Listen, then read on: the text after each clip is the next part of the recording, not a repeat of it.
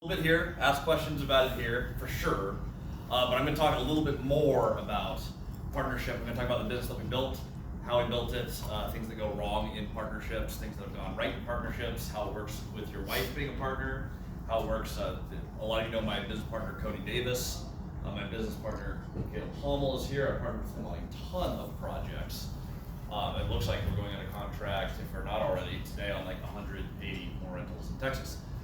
So we do a lot of business there. I'm going to talk about what works, what doesn't, and go from there. So for those who don't know me, I did the traditional Dave Ramsey approach, save up to buy rental properties, didn't really take on much debt, did a 9 to 5 for 8 years, which got me exactly 2 duplexes and the house that I currently live in. It's pretty cool. 2 duplexes cash flowed enough to cover my mortgage, my real estate, paid for my real estate. I felt pretty good about that until I looked back and said, I have hated my job for 8 years.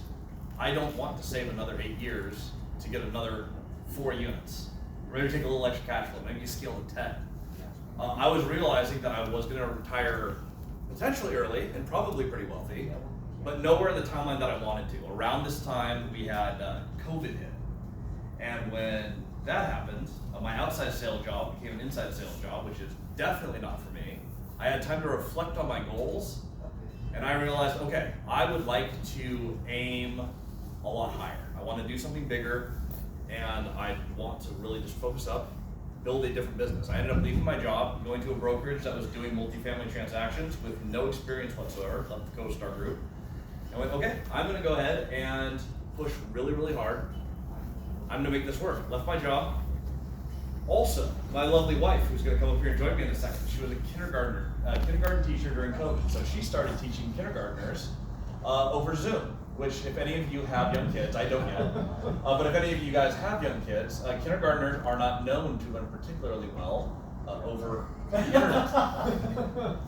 In addition, we're in the Seattle area, which has political ideologies that may not be fantastic, that she was being required to teach kindergartners that we weren't a fan of. And so my 10-year, 20-year goals of, hey, let's save, let's buy real estate, became, okay, I just left my job and you're quitting at the end of this year and we have no plan. So all we can do is succeed in buying real estate. Around this time, I just finished converting my second duplex. We did a whole, bought it 101% financed with hard money, did the renovations, had just refinanced. So I'm like, okay, I've done a renovation project. I met Cody Davis, who had already bought a bunch of seller finance real estate and never had a job. I went, okay, what if I do what that kid's doing, who's never had any income and bought 30 rentals? I took him out to coffee and asked him one question. I'm 29. Can you help me get to 30 rentals by 30? And he was like, unfortunately, no. Because I want to buy a 38-plex, I really need a partner to help me operate it, and they'll put you at 42, which is not 30. We partnered together. This deal was insane. So they had a chicken infestation. There was literally chickens everywhere. Units were just housing chickens inside their unit. So they'd bring them all in at night and just release them in the courtyard in the afternoon. And they'd breed and there'd be more chickens. So there's chickens everywhere. They had cockroach problems in a few of the units. It had a homeless camp on the back. It had been on the market at the same price for 13 years. $2 million, 38 units. The owners who owned it almost free clear, I think they had about $200,000 of debt on it, were losing money operating every month. They were collecting $5,000 a month. They had a ton of non-pays in there. And everyone passed on this deal.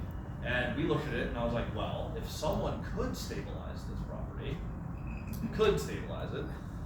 38 units in Washington for $2 million is an insanely low price. It just doesn't bring in any money. I think it came out to like a negative 1.5 cap rate because it loses money operating. People have argued with me on this, by the way. You can't have a negative cap rate. If your operating cost, just flat operating, is lower than the income, it's a negative cap. We went in on this deal and said, well, no bank's ever going to finance this, so conventional off the table. Every investor in that county who's big enough to want to take on, it's not a huge project as far as unit count, but it's big. There's not a lot of players for 38 units. All the established players look at that and go, I already have enough money, I have enough rentals, that's a hard project. Why the heck would I do that? Everyone else, mom and pop people, I'm going to go ahead and stick with the fourplex. You really needed two really young investors who are like, like, I see the upside, I see the project, we want the project, and we know it's gonna be hard. We bought that deal, $2 million, 85% seller financed. We found 3 investors, none of them I knew before we started the deal. We went under contract, no idea where the money was coming from. Called people in the office, went, do you have anyone who like bought a fourplex, who wants to buy bigger but doesn't know how, who might have money? Brokers in my office were like, yeah, here's a few people. We called 4 people. Out of 4 people, 3 of them gave $100,000. We closed the deal. Super long story short, because there was so much drama getting druggies out of tenants and getting collections up. Middle of COVID, the state paid for like 3 months behind, 3 months ahead of pretty much every back due non-paying tenant. So we got a huge lump of cash to start the project. Started renovating units, redid siding, got rid of the chickens, got rid of the tenants who were bringing the chickens. The neighbors helped us with the homeless camp. They started developing the back lot behind us. 11 months in, we got an appraisal from the bank for $4.1 million. We brought the actual collections from $5,000 to $23,000 in the first year, $29,000 this year. Next year will probably be at around $33,000.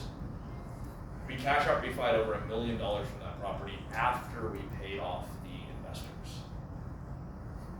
One of them we actually just converted to a note. They actually seller financed their equity to us. A little extra creative on the creative. But we put together this deal where we own this solely without partners.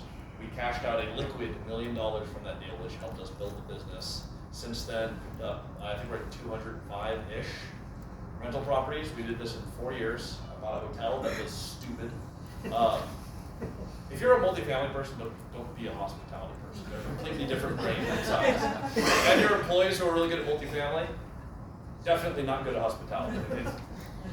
No similarities in skills. They sound like they would be. It's like, oh, they both are big buildings with people in them. No, it's not. Stick with what you were good at. We learned that. Keep your mistakes to less than $4.5 million. We won on terms there. Fantastic deal, mathematically with cash flow. We overpaid for the property, but we got 4.5% interest on an 8-year seller finance. Problem with overpaying is if you decide you don't want to be in hospitality, you also can't sell it because I can't just sell it with the same seller financing. So that was a little bit of a bummer to discover that if you do overpay, you do in fact have to be successful because you can't get rid of it until you get the value up. We're doing well on it, the cash flows, but it's a huge distraction. What we've built as a portfolio though is we are really good at value added multifamily. We know we're good at it. We can do it consistently. We are good at figuring out terms. I've done auction contracts, seller financing. I've seller financed my equity to other owners. We've done millions and millions of dollars of renovation in Grant County, Washington. I've expanded in Texas with my good friend Caleb over here. We have, of course, it's 69 units in Texas. But we have exactly 69 units in Texas right now, about to add another 170 something to that portfolio. And a majority, not all, but a majority has been either seller financing or at least partially seller financed. Prospecting method that we've come up with. And this is one of my favorite things about this event, by the way. I don't do anything that Jesse and Patrick do. All the creative finance deals that Mike Zuber's done, structured completely different than mine. Everyone here, Dion, Mike, everyone here has a completely different method of buying real estate. All of them work. I just spent my career cold calling. I don't want to cold call. I'm not organized enough to figure out the whole mailer thing and trial and error. It's not my thing. Do people rock at it? Absolutely. I found that I really enjoy playing pickleball and being around, just being social with other people. I talk about real estate all the time. I've only connected with owners. And when I need a new connection, I look in the area I want to buy, and I go, who owns these buildings, say 20 to 100 unit buildings? There's not usually that many people in a given market. You call me and just go, hey, you have all these buildings I don't have. I have no idea how to buy them, but I love what you've built. And I take you out to coffee and just hear your story of how you built the business. I've never asked anyone to sell a property, ever. I don't know how that conversation is supposed to go. I make about 10 calls a week. Of that, maybe 2 owners actually bother to pick up the phone. Of those, one person always meets with me. So in a year, I'll have 52 owner meetings with an owner I haven't had coffee with before. We'll talk about real estate. I like coffee. I like spending an hour with a new person. That prospecting method has yielded just about everything. Outside of a little bit of the marketing strategy of talk about the story on YouTube. Sometimes people have just reached out and they've asked me for the copy, but I built an entire business only on interviewing people on how they built their business, which allowed us to move a lot, I think, forward a lot faster and make less mistakes. Because not that I didn't make expensive mistakes, but I learned from people who made even bigger mistakes that I was able to avoid just by having a meeting them instead of, can I buy your property? What did you learn trying to build the business that you built, and what were the roadblocks? That's been the most valuable thing. Okay, I'm going to transition to partnerships here. This is the main point here. To build this, I started with no money in my bank account, as did my partner who never even had a job. So we started zero. If you're going to buy a bunch of rentals without any money, seller financing, we've only got 100% seller finance at one time. You're generally going to need more people. This can be private capital, which we use a lot of. This could be hard money, which we also use a lot of. It could be equity partners. Partnerships are very hard. I won't do a show of hands for who's had a divorce. We've already had multiple of these references. Actual ones or just? Marriages don't always work. Business partnerships, I would say, is a lower commitment than a marriage. They fail even more often. Partnerships are ludicrously hard. I've built my entire business on trying to avoid variables. All my debt is fixed rate, no exceptions, ever. Everything must cash flow day one, no exceptions, ever. Unless we have a ton of cash flow doing a renovation project. But you have to do that without sacrificing all of your existing business cash flow. You must have positive. When you get to people, people are the most variable thing possible. If you're looking at, we talked about interest rates going up. They went from like 3% to 8%, more or less. Partners are a million times more variable than that. I've had partnerships that are fantastic. I've tripled their money. They call me and said, I want more money, I'm suing you. I'm like, for what? Well, the property management agreement we signed, I didn't realize that you own the company. I'm like, I countersigned it, it says owner, Christian. The conversation was, I'm going to manage this in my company with my employees. I thought you meant like the people that you know. This is unethical. I want to be reimbursed all PM fees, and I want you to personally pay me rent for every vacancy we had, because it was your company's job to have these leased immediately the day they were vacant. Even if I didn't contribute to renovate them, and even if they had fleas and rats, you should have had those full, so you owe me rent. That is a legitimate. I'm going into arbitration for this at the end of the month. We are undefeated in court, and we spend a lot of time there. And we spend a lot of time there because partners and people usually suck. We've had fantastic partnerships, and I've built a multi-million-dollar. We make a good deal of money through partnerships. I also spend a ton of my liquidity on dissolving partnerships. I bought a majority of my partners out of their companies. I have a habit of being the one who outworks people, as does my wife Danny, as does Caleb. All of us have been through this. Caleb's 21, by the way. He's already had to buy partners out of companies. It's really hard to have an equal partnership. In fact, I'd say it's impossible. You're never exactly equal. This is true for marriage. This is true for any partnership. It is impossible for two people to go exactly the same direction with the exact same intensity. There's going to be different skills at different times where different people will shine. There should be exits from all these partnerships. I'll share one more horror story that ended really well with Creative Finance. We partnered with someone. I really needed $500,000 because I bought a resort that I should have bought. And we needed to do some renovations that I didn't budget for.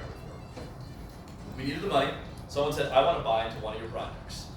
I had full equity of this building. It was the 38plex. This is where everybody went out. He's like, I would like to buy in and partner with you. I was like, okay, I'll get you some due diligence docs. His exact words. Oh, that's okay. I believe in the value. I want to buy it for $550 for half of this. Everything I touch turns to gold. I'm like, you don't want to review anything, rents, nothing. So he doesn't cash flow. I'm like, it's about to. We have 6 more renovations. He's like, oh, awesome. I can help with the renovations. I can keep costs down. I got a call from another owner. He's like, if you do a deal with him, you're going to lose some of my respect because you're doing a deal with the devil. This guy sucks, and you're going to regret it. I was like, well, options. Need money. Your respect. I'm gonna have to go with money. I did call him, but I'm like, I'm sorry, I need this money. This is the obvious answer, and I know I'm gonna regret it, but hopefully not $550,000 to regret. We partnered with him. He was terrible. He jacked up the rates of renovation 3x. And then he was like, why aren't we cash flowing on anything? I'm like, because you tripled the reno cost. Nothing's changed. We haven't renovated the units because we still don't have the money to do so. We're going to have to wait for the cash flow. At the same time, the other building I bought with this individual, under construction insurance, every single pipe burst in the building, 19 of 23 units flooded. Under construction insurance. Now this is a good, the more you know thing. Turns out there is no construction insurance that covers burst frozen pipes if your roof is over 20 years old. I've talked to 4 different insurance companies. The roof was only 21 years old, unfortunately. So, total loss of building. We bought it for $1 million, 23 unit, great price. Seller finance, really low monthly payments. I was doing 3 other reno projects. I didn't have the liquidity to cover that and get us back on track, even though it was still a phenomenal deal, even without insurance coverage. The other partner, the guy I shouldn't have partnered with, he's like, I have the money to do this, but he's also a total shark. So I was like, I want you to give me both buildings. I'll give you a $200,000 net. I lose a lot of equity there, but I turn my only 2 cash negative buildings, the one that's under construction and the one that's a puddle. I turn those into $200,000 on a 2-year note right now. I'm like, that is actually better for the pieces that I have. So I don't trust him. We write an option agreement for the 38 that says, I get all of my equity back as collateral because I don't trust him. And you know I don't. We're way past this. We don't like each other. We know we don't like each other. You know I don't trust him. If you assign all of my equity back to me, I will write an option agreement to you to purchase this property at cost. And you write this $200,000 note here. That way there's some balance and I have some control. He lost his option within a week. Didn't pay the option fee and also didn't sign the PSA or the management agreement for the management option. Because he wanted to use a unlicensed individual to manage a building that I had 100% equity of, which is illegal. All he needed to do was find a professional property manager. I'm not signing that. We're just going to go back to being partners. I'm like, you already signed the equity. I can't. No. We solved that, but the amount of stress and headache. I have a partner I don't like. They don't do the things they say. They renegotiate things. Now we have a problem on a building that's partnered with someone who's hard to be partnered with. It sucks. That's why I'm telling these stories. It's like partnerships. I've had great ones, but the bad ones, that one guy I went to arbitration with, he was one of my groomsmen. I've known him for 25 years. We've been best friends forever. You put money into a friendship, different relationship. So rule number 1, partnerships, don't introduce money if you're not willing to change the relationship. I've seen partnerships where people are friends before, they partner together, and their relationship blossoms. But it definitely changed. It turned into something else. I've seen more of them where the relationship falls apart or someone gets weird about money. Either way, if you have a relationship you don't want to change, don't introduce money into it. Caleb, we have worked together for quite a long time. We started out, Caleb was actually one of my original mentees. I try not to partner with him, but Caleb and I became really, really, really close friends. Money has always been a piece of our relationship. We've always been buying real estate together. We've always been talking finance. There was no material change to our friendship because money was always a piece of it. Childhood friends, family members, do not partner with them. I promise you it will not work the way you think it will. It never does. I've never heard anyone who's like, I've done this and this was great. I always hear either we successfully bought each other out or we all sued each other and we all lost. That's generally what the story is. The one thing that I have done right, and I know there are people in the room who've had both sides of this. Mike, you talk a lot about it. Olivia, you guys have had a very successful business relationship and marriage, which is really hard to do, and that's awesome that you guys have had that. I have had the benefit of having that with my wife, Danny. So I'm going to call her up here to join me, and we're going to talk a little bit about marriage, things that actually do work, at least what I think we've done right in my mighty